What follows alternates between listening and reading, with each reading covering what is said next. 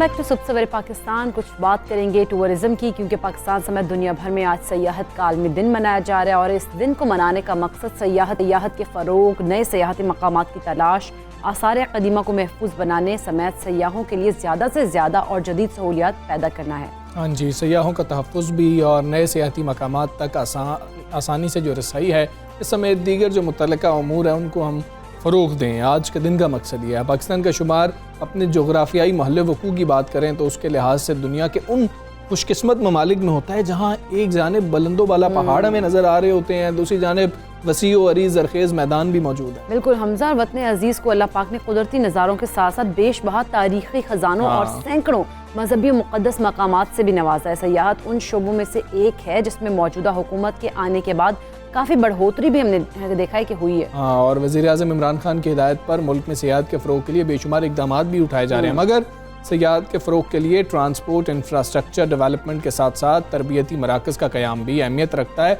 अशिया ज़रूरिया की कीमतों में कमी हो, ये बहुत अहम बात है। मतलब पब्लिक प्राइवेट शराकत हो, जो एक कलीदी कदम साबित होगा। अभी बहुत सा काम है जो हमें करना बाकी है, बहुत सा काम हमने किया भी है, उसकी तारीफ़ करना भी बहुत ज़्यादा ज़रूरी है, लेकिन कुछ कमियाँ हैं जिनकी निशानदेही करना भी बहुत ज़्यादा ज़रूरी है। बिल्कुल ऐसे ही है हमजा, और हम इसी पर बात करेंगे। MD PTDC आफ्ताबुर रहमान साहब हमारे साथ मौजूद हैं। अस्सलाम वालेकुम, गुड मॉर्निंग। राना साहब, जिस तरह से पाकिस्तान समेत दुनिया भर में आज सयाहती जो है सेहत का दिन, आलमी दिन मनाया जा रहा है, आप समझते हैं पाकिस्तान में कितना पोटेंशियल है? और सहूलियात की बात करें तो सहूलियात का कितना फुकदान है अभी भी? बहुत शुक्रिया। जैसे आपने बात की है अपने इंट्रोडक्शन में, पोटेंशियल के लिहाज से तो पाकिस्तान में बिल्कुल कोई कमी नहीं है।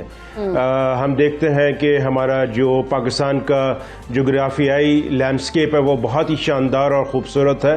यहाँ की तहज़ीब व सकाफ़त, यहाँ पे कदीम आसार कदीमा, तकरीबन 9000 साल की इंसानी तारीख़ के असरात आप देख सकते हैं मेरगढ़ और मोहनजोदड़ो में। और साथ ही साथ जो पाकिस्तान की एक आप कह सकते हैं कि जो डाइवर्सिटी है लैंडस्केप की, वो समंदर से लेके दुनिया के बुलंद तरीन पहाड़ों तक, वो पाकिस्तान को एक बहुत ही यूनिक टूरिस्ट डेस्टिनेशन बनाती है। फुकदान की जहाँ तक बात है, क्योंकि ओवर द ईयर्स उस तरह से सैर सियाहत के शोबे को डेवलप नहीं किया गया जैसे करना चाहिए, क्योंकि सिर्फ पोटेंशियल का होना काफ़ी नहीं होता, उसके साथ साथ बहुत सारे आपको दीगर काम होते हैं जिनके ऊपर काम करके आप अपने सियाहत के शोबे को एक मुआशी तरक्की का हिस्सा बना सकते हैं। और उसमें जो सबसे अहम चीज़ है वो ये है कि आपका मुल्क में सियाहत का वो इंफ्रास्ट्रक्चर जिसकी वजह से सियाहों को घूमने फिरने में आसानी हो, वो होना चाहिए। और दूसरी अहम बात ये है कि जो आपका क्वालिटी ऑफ सर्विसेज है, जो हाइजीन का, जो क्लीनलीनेस का स्टैंडर्ड है, वो बहुत ही मैटर करता है टूरिज्म में, और वो बहुत हाई लेवल का होना चाहिए। उसमें भी बहुत ज़्यादा हमें काम करने की ज़रूरत है और उसमें हम काम कर भी रहे हैं, जिसके लिए ह्यूमन रिसोर्स को ट्रेन करना और क्वालिटी स्टैंडर्ड्स को इंट्रोड्यूस कराना। साथ ही साथ ये है कि सियाहत का शोबा एक कॉम्प्लेक्स इंडस्ट्री है, उसमें बहुत सारे स्टेक होल्डर मिल के अपना अपना रोल प्ले करते हैं। कोई एक इदारा सिर्फ टूरिज्म को प्रमोट नहीं कर सकता। उसमें एविएशन है, उसमें फॉरेन ऑफिस है, मिनिस्ट्री ऑफ PNW है, रेलवे है, और दीगर बहुत सारे इदारे, और सूबाई हुकूमतों का किरदार और मुकामी हुकूमतों का किरदार और प्राइवेट सेक्टर्स का, इन सबको मिल के काम करना होता है। और यही वजह है कि इस साल जो वर्ल्ड टूरिज्म डे की थीम सेलेक्ट की गई है वो भी ये है कि टूरिज्म फॉर इंक्लूसिव ग्रोथ, ऐसी तरक्की जो जामे तरक्की हो और जिसका फ़ायदा सबको पहुँचे। तो इसी विजन के साथ हमारी जो हुकूमत है अभी काम कर रही है कि टूरिज़्म को एड हॉक बेसिस पे ना किया जाए, बल्कि पूरी प्लानिंग के साथ एक पूरे 10 साल की विजन बनाई गई है, जिसके अंदर प्राइम मिनिस्टर ने जो इनिशियली जो टास्क दिए थे उसको मद्देनज़र रखते हुए कि किस तरह सैर सियाहत के शोबे को मुल्क की तरक्की का एक अहम जुज़ बनाना है, और ख़ास तौर पर दूर दराज के इलाकों में रोज़गार के मौके फराहम कर रहे हैं। तो ये सब मिलकर पाकिस्तान की सियाहत को यकीनन मुल्की जो सयाह हैं उनके हवाले से भी बात करते हैं। पहले गैर मुल्की जो सयाह हैं जिनको हमने अट्रैक्ट करना है पाकिस्तान की तरफ, उनका जिक्र कर लेते हैं। वो टूर ऑपरेटर से आमतौर पर रब्ते कर रहे होते हैं, वो सर्च करते होंगे जिस तरह से आपने कहीं पर जाना हो तो आप सर्च करते हैं कि जी कि कौन से टूर ऑपरेटर्स हमें मिल जाएंगे।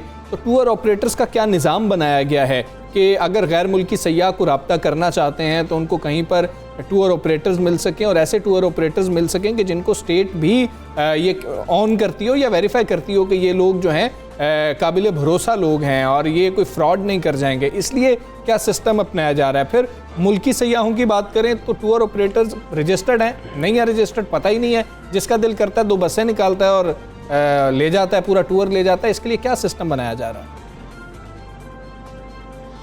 जी, उसके लिए पूरा एक निज़ाम वाज़े किया गया है कि जो भी लोग सैर व सियाहत के शोबे में टूर ऑपरेटर बनना चाहते हैं उनको लाइसेंस हासिल करना होगा, और उस लाइसेंस का एक तरीका कार है और उसके कुछ अभी मिनिमम स्टैंडर्ड भी बना दिए गए हैं। तो उसका फ़ायदा ये होगा कि जो रजिस्टर्ड टूर ऑपरेटर होंगे ये वो लोग होंगे जो कि क्वालिटी ऑफ सर्विसेज फराहम करने वाले लोग होंगे और हुकूमत भी उन्हीं को प्रमोट करेगी। उसके लिए अभी हम एक पूरा एक नेशनल टूरिज्म वेब पोर्टल बनाया है जो कि प्राइम मिनिस्टर खुद इंशाल्लाह लॉन्च करेंगे अक्टूबर में। उसके ऊपर सिर्फ वो टूर ऑपरेटर 500-600 के करीब होंगे जो रजिस्टर्ड होंगे, जो मिनिमम क्वालिटी स्टैंडर्ड्स को फॉलो करेंगे और जिनके पास टूर ऑपरेशन का बाकायदा हुकूमत से दिया हुआ लाइसेंस होगा। इससे ये होगा कि जो भी लोग उस वेब पोर्टल पे आएंगे उनको पता होगा कि ये ऑथेंटिक टूर ऑपरेटर हैं और इन्हीं की खिदमत हासिल करना है। जो फेक टूर ऑपरेटर हैं उनको डिस्करेज किया जा रहा है कि वो भी अपने आप को लाइसेंस लेने की तरफ, उस क्वालिटी स्टैंडर्ड्स की तरफ बढ़े आगे। ठीक है। अच्छा राना साहब, सीपैक की अगर बात करें, सीपैक के जरिए हम सयाहत को किस तरह से फ़रोग दे सकते हैं? खासतौर पर बलूचिस्तान की बात कर लें तो बलूचिस्तान के जो छुपे ख़जाने हैं, आप नहीं समझते कि अब वक्त आ गया कि दुनिया को मुतारिफ कराया जाए वहाँ से भी? जी बिल्कुल, सी पैक इस वक्त सब की टूरिज्म के पॉइंट ऑफ व्यू से निगाहों का मरकज़ है, क्योंकि वो द ईयर्स जो हमारा इंफ्रास्ट्रक्चर, जो रोड इंफ्रास्ट्रक्चर बेहतर हुआ है उससे एक्सेस बहुत आसान हो गई है।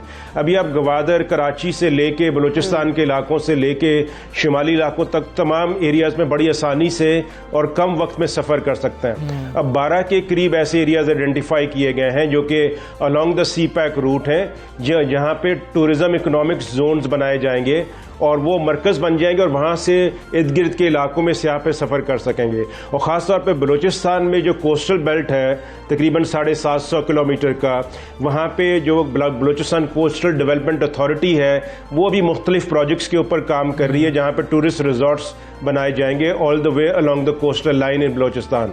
और साथ ही साथ इनलैंड का जो एरिया है बलूचिस्तान का, जिसमें कोयटा, ज़ियारत और दीगर वैलीज शामिल हैं, उनकी भी प्लानिंग बलूचिस्तान गवर्नमेंट कर रही है। इस वक्त सारे सूबे और वफाकी हुकूमत मिल के प्राइम मिनिस्टर ने एक नेशनल टूरिज्म कोऑर्डिनेशन कमेटी बनाई है, तो सब सूबे इस वक्त मिल के इसके ऊपर काम कर रहे हैं और प्राइम मिनिस्टर खुद उसको चेयर करते हैं और सारी प्रोग्रेस उसमें शेयर होती है। तो इंशाल्लाह आने वाले कुछ अरसे में बहुत अच्छा काम आपको पूरे पाकिस्तान के इलाकों में नजर आएगा। ठीक है इंशाल्लाह। आफ्ताबुर रहमान साहब, ये भी बता दीजिएगा क्योंकि कुछ मसाइल हैं, जो लोग जाते हैं ट्रैवल करते हैं आपसे भी शिकायत करते होंगे, ख़ास तौर पर देखा जाए तो एक चीज़ जो हम यहाँ किसी भी अपने इलाके से निकल रहे हो 10 रुपये की मिलती है वो हमें 30 रुपये की मिल रही होती है। ये जो प्राइस डिफरेंस है ये बहुत ज़्यादा लोगों को तंग करता है। वहाँ पर कोई जूस भी लेना हो तो वो हमें 3 गुना कीमत देनी पड़ रही होती है। इसके लिए क्या इक़दाम किए जा रहे हैं? जी, उसमें 2-3 चीज़ें अभी गवर्नमेंट ने बड़ी अच्छी की हैं। एक तो एक टूरिस्ट के लिए हेल्पलाइन बनाई है 1422 हेल्पलाइन पे अगर किसी भी टूरिस्ट को किसी किस्म की प्रॉब्लम होती है, उसको रेट्स के बारे में कुछ शिकायत होती है, उसको कहीं पे हेल्थ एंड हाइजीन के इश्यूज़ के बारे में शिकायत होती है, या कहीं पर रेस्क्यू के या कोई फंस जाता है किसी वजह से, वो इस नंबर के ऊपर रब्ता करके अपनी जो क्वेश्चन है पूछ सकता है या अपनी मदद तलब कर सकता है। तो ये KPK के इलाकों में, बल्तिस्तान के इलाकों में ये ट्रायल बेसिस के ऊपर शुरू हो गया हुआ है और अभी इसका दायराकार पूरे पाकिस्तान में फैला रहे हैं। तो ये राउंड द क्लॉक हेल्पलाइन होगी और हम कोशिश ये भी कर रहे हैं कि जो डिपार्टमेंट ऑफ टूरिस्ट सर्विसेज हैं, जो लाइसेंस जारी करते हैं होटल्स को, रेस्टोरेंट्स को, टूर ऑपरेटर को, वो एक सर्विसेज की प्राइसेस का मैकेनिज्म भी अगले साल से इंट्रोड्यूस करा रहे हैं। डिफरेंट स्टैंडर्ड्स के होटल के प्राइसेस क्या होंगे और इस तरह लोगों को इंश्योर होगा कि अगर वो 1 स्टार होटल में जाते हैं तो वो कितनी प्राइस पे कर रहे होंगे, तो किस तरह की क्वालिटीज़ वहाँ पर मिलेंगी। तो इसके ऊपर भी बड़ा तेज़ी से काम हो रहा है। ठीक है। अच्छा राना साहब, अगर हम बात करें सयाहत के फ़रोग के लिए नए सयाहती मकामात की, तो इस वक्त कितनी ज़्यादा इसकी ज़रूरत है और PTDC इस हवाले से क्या कर रहा है? इसकी बहुत ज़रूरत है। आपने देखा होगा ओवर द ईयर्स पाकिस्तान में जो डोमेस्टिक टूरिज़्म है वो बहुत तेज़ी से बढ़ा है और ख़ास तौर पे गर्मियों के मौसम में बड़ी तादाद में जो सयाह हैं वो शुमाली इलाका जात का रुख करते हैं। तो इस वक्त हुकूमत तरजीही बुनियादों के ऊपर ख़ास तौर के ऊपर KPK के इलाकों के अंदर 4 नए टूरिज़म जोन क्रिएट करने के ऊपर काम कर रही है। इसी तरह मरी के करीब कोटली सतिया का इलाका है लतराड़ वैली में, उसको डेवलप करने के लिए मास्टर प्लान बन रहा है। आज़ाद कश्मीर में एक पूरा नया टूरिज़म कॉरिडोर का प्रोजेक्ट डिज़ाइन किया जा रहा है जो कि लाइन ऑफ कंट्रोल से ज़रा हट के होगा। वहाँ पे बहुत सारे नई जगह जो है उनको डेवलप किया जा रहा है। इसी तरह गिलगित बल्तिस्तान के अंदर भी काफ़ी सारे इलाके को 12 के करीब नई वैलीज़ को आइडेंटिफाई किया गया है जहाँ पे इको टूरिज़म और एडवेंचर टूरिज़म को प्रमोट किया जाएगा। तो इस वक्त सारी जो फोकस है इस दौरान में वो ये है कि तमाम वो इलाके जो पोटेंशियल रखते हैं उनके बाकायदा मास्टर प्लान फिजिबिलिटी स्टडीज़ बनाई जाए और फिर उनको ओपन किया जाए ताकि हैपहैज़र्ड डेवलपमेंट ना हो और वहाँ के कुदरती माहौल को भी नुकसान ना पहुँचे और सियाहों के लिए अच्छी क्वालिटी की जो सर्विसेज हैं वो वहाँ पे फराहम की जाए। तो ये सारी अभी जो मनसूबाबंदी है उसके ऊपर बहुत तेज़ी से काम। और इसी तरह पंजाब के जो शुमाल के इलाके हैं सॉल्ट रेंज के अंदर आपने देखा होगा ये बहुत दिलचस्प इलाके हैं, तारीख भी है, लैंडस्केप भी है और बहुत सारे वहाँ पे दीगर चीज़ें इंटरेस्ट की हैं, उनको भी डेवलप किया जा रहा है। तो आने वाले दिनों में हम उम्मीद करते हैं कि ये जो सारे नए प्रोजेक्ट्स हैं ये मिलके पाकिस्तान के इंफ्रास्ट्रक्चर को काफ़ी मजबूत करेंगे। नई सड़कों के प्रोजेक्ट कभी गवर्नमेंट ने इंट्रोड्यूस किए हैं और अप्रूव किए हैं। बिल्कुल ठीक है आफ्ताबुर रहमान साहब, बहुत शुक्रिया आपका सर। सुबह पाकिस्तान से आप बात थे। हमारी जिम्मेदारी क्या है इसमें कि हम कुदरती जो माहौल है अगर जा रहे हों तो उसको नुकसान ना पहुंचा रहे हों, कचरा मत फेंक रहे हों, फ़ज़ा को जो है ख़राब मत कर रहे हों। और जो देखें ना बड़ा आसान है, जो आप खा रहे हैं वहाँ पर फेंके मत, उसको उठा लें और उसको किसी कचरा दान के अंदर। अक्सर होते रैपर्स जो होते हैं या फिर फलों के छिलके भी हैं वो खाया है वहीं पे फेंक दिया है, इससे को या बॉटल पी है बॉटल फेंक दी है। इतनी खूबसूरत जगह को आप लोग गंद मचा के ख़राब कर देते हैं। अक्सर इस तरह से लास्ट टाइम भी इस तरह से टूरिज़म के दिन थे और वहाँ पर काफ़ी ज़्यादा रिपोर्ट भी हुए। इवन के जो इंटरनेशनल टूरिस्ट आए होते वो भी कंप्लेन कर रहे थे कि यहाँ पर इतनी खूबसूरत जगह को ख़राब किया हुआ है। तो अपनी जिम्मेदारी का आपको पूरा एहसास होना चाहिए और ये गंद जो है आपको नहीं मचाना चाहिए ऐसी जगहों पर। अच्छा जी, हम आगे चलेंगे। बड़ा अहम सर्वे है, बड़ा कहा जाए कि दिलचस्प सर्वे है और बड़ा कहा जाए कि जो रिजल्ट्स आए हैं तो बड़ा ही ऐसे इत्मीनान बख्श जो हैं रिजल्ट्स भी हमें इसमें मिल रहे हैं। 95% पाकिस्तानियों ने पंजाब में पहली से 12वीं जमात तक कुरान पाक की जो तालीम लाजमी करार देने का फैसला है उसको दुरुस्त करार दिया। अच्छा, गैलप पाकिस्तान ने पंजाब हुकूमत की जानिब से पहली से 12वीं जमात तक कुरान पाक की तालीम लाजमी करार देने के फैसले से मुतालिक एक सर्वे किया जिसमें मुल्क भर से 1400 से ज़ायद अफराद ने शिरकत भी की और सर्वे के मुताबिक देही और शहरी हलकों में पंजाब हुकूमत के फैसले की भरपूर हिमायत की गई।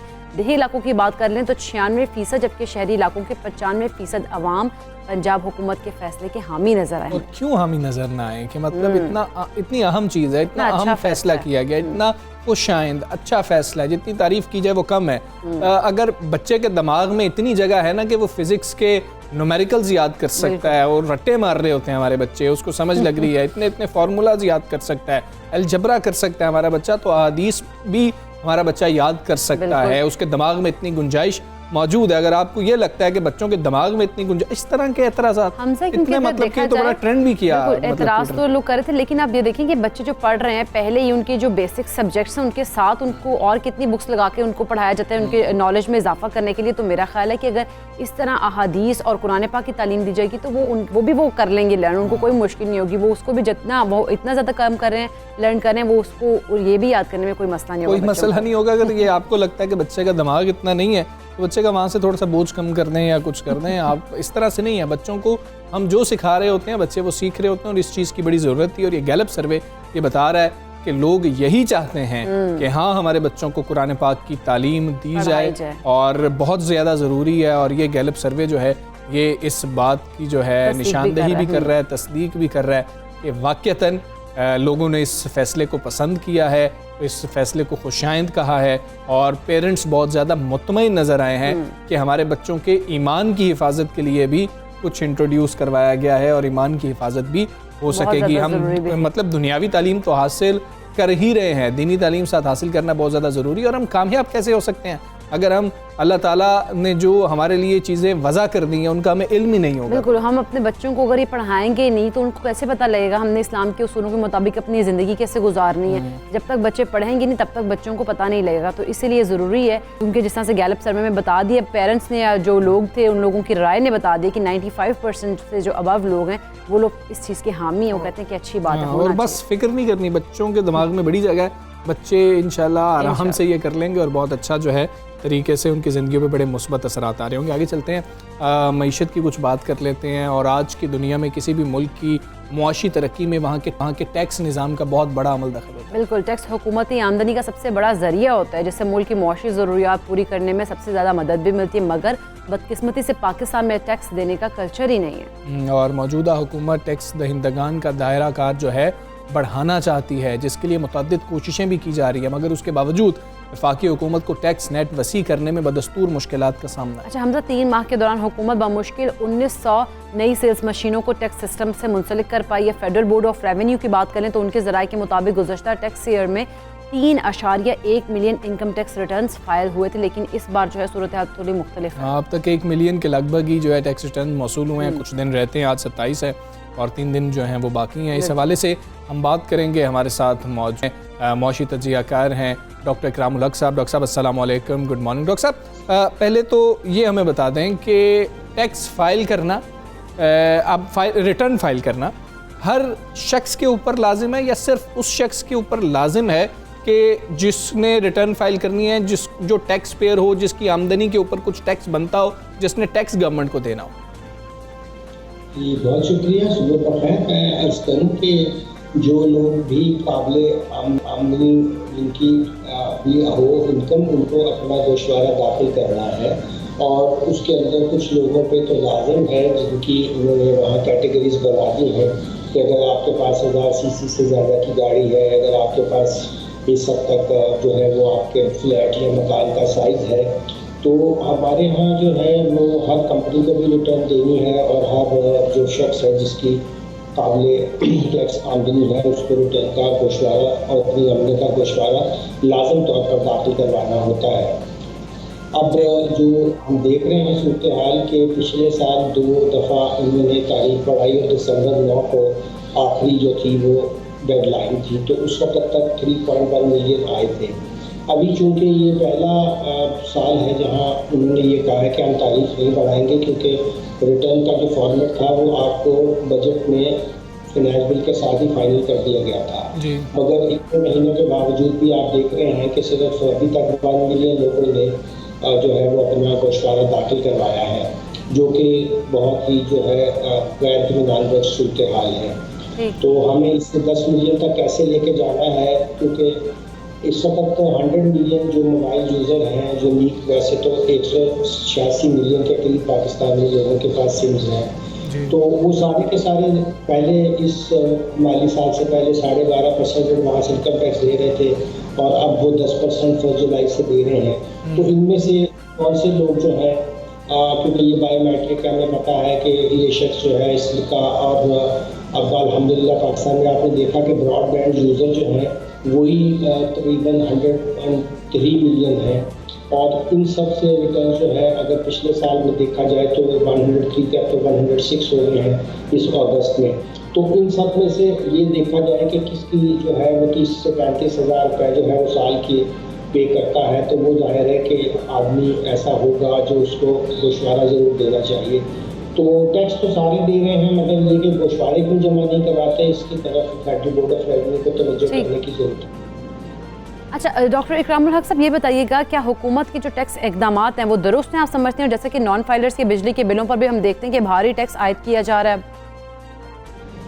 जी देखिए, इन्फोर्समेंट के लिए ये इकदाम किए जा रहे हैं, बार बार मौका देने के बावजूद भी लोगों ने वो नहीं किए। मगर अब जाहिर है कि जिसका 25,000 तो आजकल एक बहुत गरीब आदमी का भी अगर वो 2 कमरों के घर में रह रहा है तो इतना बिल आ जाता है। तो ये देखना चाहिए कि क्या वाकई उनकी जो कई ख़ानदान के लोग मिलकर एक घर में रह रहे होते हैं और बिजली का मीटर तो किसी एक के नाम पर ही होगा, जाहिर है। तो इस तरीके से इनको ज़्यादा साइंटिफिक तरीके से दरअसल अपने डेटा माइनिंग करनी चाहिए और देखना चाहिए कि जो पाकिस्तान के 9 से 10 मिलियन लोग बाहर से भी, तो आपने देखा $29 बिलियन की जो हमें तहसीलें होती हैं मुआवजा की, तो वो भी तो कंट्रीब्यूट कर रहे होते हैं। तो बजाय इसके कि खामखा लोगों को नोटिस जाए, सिर्फ वही लोगों को नोटिस जाए जो वाकई काबिल आमदनी उनकी जो है वो काबिल टैक्स आमदनी है, और वो गोशवारा ना देने की जो है वो उसको भी 0 टॉलरेंस होनी चाहिए और उनको सख्त सजाएं होनी चाहिए। ठीक है, लेकिन डॉक्टर साहब ये बता दीजिएगा, अभी भी हम देख रहे हैं कि लोग जो हैं उनको हम कायल नहीं कर पा रहे हैं शायद कि वो रिटर्न फाइल करें। क्या करना चाहिए इसके अंदर? क्या पॉलिसी में कुछ तब्दीली होनी चाहिए कि लोग इस तरफ आएँ? क्या आप समझते हैं लोगों को शऊर नहीं है? लोग समझते हैं कि बहुत मुश्किल काम है, ये फ़ाइल की नहीं जा सकती है, कहाँ वकीलों के चक्कर काटते रहेंगे? जी हाँ, बिल्कुल सही फरमाया आपने। तो जो हमारा रिटर्न का फॉर्मेट है वो बहुत ही पेचीदा है, अंग्रेजी ज़ुबान में बहुत से लोग तो उसको समझते नहीं और उसको भर भी नहीं सकते। तो लाजमी तौर पर फिर उन्हें जो है वो टैक्स एडवाइजर्स के पास जाना पड़ता है। तो हुकूमत को इसको आसान बनाना चाहिए, उसको उर्दू ज़ुबान में होना चाहिए और एक पेज का सिर्फ रिटर्न हो, आप उससे आमदनी और अखराजात पूछें, गोशवारों में दौलत के बारे में सवालात करना, ये तो वैसे ही आपके पास डेटा मौजूद है। अगर कोई आदमी भी कोई जहाँ भी कोई जायदाद खरीदता है, गाड़ी खरीदता है, वो खर्चा करता है, तो CNAC तो उसका इस्तेमाल होता ही, आप कैप्चर कर सकते हैं। तो ये बहुत अच्छी बात है कि हम इसको आसान करें ताकि लोग खुद घर बैठ कर अपने गोशवारे जैसे बाकी दुनिया में लोग करते हैं वो करें। और जहाँ तक ये मामला है कि लोग क्यों नहीं इसकी तरफ राग़िब होते टैक्स कल्चर की, तो जाहिर है कि उनको इसके बदले में ना तालीम है, ना सेहत की सहूलियात हैं। उन ममालिक का जिसका हम निज़ाम फॉलो कर रहे हैं वहाँ तो टैक्सेस के बदले में फिर आपको बहुत सी सोशल सिक्योरिटी भी मिलती है, इनकम सपोर्ट भी है, आपको हेल्थ और एजुकेशन जो है वो स्पॉन्सर्ड है। तो फिर हुकूमत को टैक्स के बदले में लोगों को शुमारात भी तो देनी चाहिए, उनको जो है वो जान और माल की हिफाजत के अलावा जो ज़िंदगी की दूसरी बुनियादी ज़रूरियात हैं वो भी तो उनको मुहैया करें। तो फिर यकीनी लोग टैक्स का फ़ायदा देखते हुए लोग उस तरफ आएंगे। ठीक है। अच्छा डॉक्टर साहब, अगर हम बात कर लें मौजूदा पॉलिसीज़ की, FBR की, आप समझते हैं कि वो दुरुस्त है या फिर टैक्स इस्लाहात के लिए कुछ नई चीज़ें जो हैं वो इंट्रोड्यूस करानी होंगी? मेरा ख्याल है कि मालूमात की हद तक तो उनके पास सारी मालूमात हैं। अब वो लोगों से अगर ताजरों से और बिजनेसमैन से और आम लोगों को इत्मीनान में लेकर उन्हें कहें कि वो वॉलंटरी जो है वो फाइलिंग करें तो वो ज़्यादा बेहतर है, बजाय इससे कशीदगी पैदा की जाए मुल्क में। और आगे ही बहुत कशीदगी है सियासी महाज पर, तो अब आप एक नया महाज खोल लें ताजरों के साथ उससे भी, तो उसके बजाय अफ़हाम फ़हीम से मसाइल का हल करना चाहिए। टेबल पर बैठकर मुलाकात करें, उनको भी सिर्फ लाएँ कि देखिए जी आपकी कौमी जिम्मेदारी है कि आप अपना जो भी टैक्स बनता है वो अदा करें, और फिर हुकूमत की जिम्मेदारी है कि उनके ज़्यादा माल की हिफाजत करें जैसे मैं कर रहा था, और उनको जो भी बुनियादी सहूलियात हैं वो दें, ताकि फिर लोगों के दरमियान और रियासत के दरमियान एक एतमाद का जो है वो पहलू जो है वो बहुत कमी है, वो पूरा वो एतमाद का फुकदान जो है वो ख़त्म हो और इससे फिर हम आगे बढ़ सकें। ठीक है डॉक्टर इकरामुल हक साहब, बहुत शुक्रिया आपका। सुबह सवेरे पाकिस्तान से आप बात करते, और अब जो है यही कहा जा रहा है कि डेट एक्सटेंड नहीं होगी। अगर अभी तक आप लोगों ने टैक्स रिटर्न फाइल नहीं की है तो जल्दी से कर लीजिए। और फिर हम शिकायत आखिरी रोज़ कर रहे होते हैं कि शायद वेबसाइट बहुत ज़्यादा डाउन थी क्योंकि उस पर प्रेशर बहुत ज़्यादा पड़ रहा था, ट्रैफिक बहुत ज़्यादा थी, तो अभी से ही कर लें। अब तो कितनी और आपने कितनी देर आपने लगानी है, इंतजार करते हैं, फिर हम लोग हाँ अभी आपको कर लेना चाहिए। उसके बाद जुर्माने भी होंगे और ये ध्यान आप लोगों ने रखना है फौरी से। अगर अभी तक आप लोगों ने रिटर्न फाइल नहीं की है तो टैक्स रिटर्न फाइल कर दें। यहाँ पर हम आपको बताएंगे कि हमने तकरीर एक का जिक्र तो किया था, आपसे खिताब का जिक्र किया था। अक़वाम मुत्तहिदा की जनरल असम्बली के इजलास में होने वाले आलमी रहनुमाओं के जो खिताबात हैं उसमें से वज़ीर आज़म इमरान खान का खिताब दुनिया में सबसे ज़्यादा देखा गया है, सबसे ज़्यादा पसंद। बिल्कुल। अच्छा, अक़वाम मुत्तहिदा का जो यूट्यूब चैनल है उस पर अमरीकी सदर जो बाइडन, भारतीय वज़ीर आज़म नरेंद्र मोदी, न्यूजीलैंड, चीन, बरतानिया, कतर और बांग्लादेश समेत दीगर सरबराहान मुमलिकत जो हैं उनकी वीडियोज़ जो हैं वो शेयर की गई थी। लेकिन वज़ीर आज़म इमरान खान की तकरीर को मुसलसल तीसरे साल, इस साल की बात नहीं है, तीसरा साल है ये कि लोगों ने देखा है, और उस हिसाब से इमरान खान ने जो उनकी जो व्यूअरशिप है वो बड़े आलमी रहनुमाओं को भी पीछे छोड़ गई है, बहुत ज़्यादा उनकी। और आलमी रहनुमाओं की तकरीर में से अब तक इमरान खान की तकरीर को 3,53,000 लोगों ने देखा है। मोदी की तकरीर पर 1,77,000 व्यूज़ आए हैं, जबकि जो बाइडन की तकरीर पर सिर्फ 69,000 लाख को भी नहीं टच व्यूज़ आए हैं। जो बाइडन को अपनी पॉलिसीज़ के ऊपर बहुत ज़्यादा जो है शायद देखना चाहिए, मोदी साहब को भी देखना चाहिए। हम एक ब्रेक लेते हैं, ब्रेक के बाद वापस आते हैं। Stay with us.